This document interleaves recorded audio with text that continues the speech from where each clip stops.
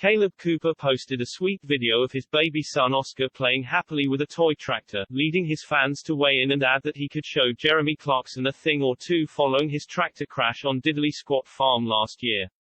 Clarkson's farm star Kaleb Cooper posted an adorable clip of his baby son playing with a toy tractor while reflecting on his own childhood. The TV star, 22, filmed the top pushing around a tiny green tractor, leading one of his followers to quip that the one-year-old had better control over the toy vehicle than Kaleb's co-star Jeremy Clarkson does over the real thing following his crash on Diddley Squat Farm. In view of his 1 million followers, the star reflected on his own time playing with toy tractors when he was younger.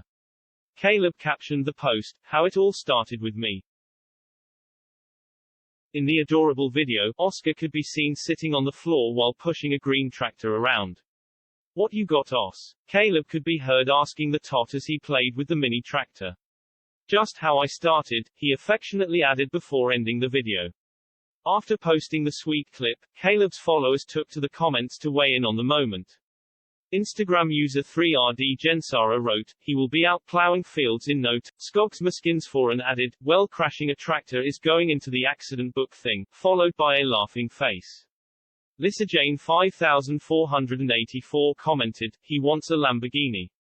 Others couldn't help but quip that the tot has better skills at driving the toy tractor than Kaleb Clarkson's farm co-star, Jeremy.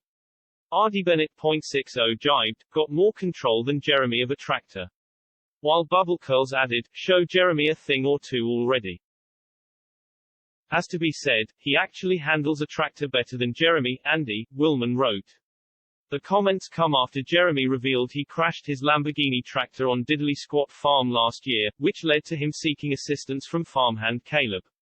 Jeremy detailed all in his column, as the Grand Tour star admitted he crashed someone else's tractor.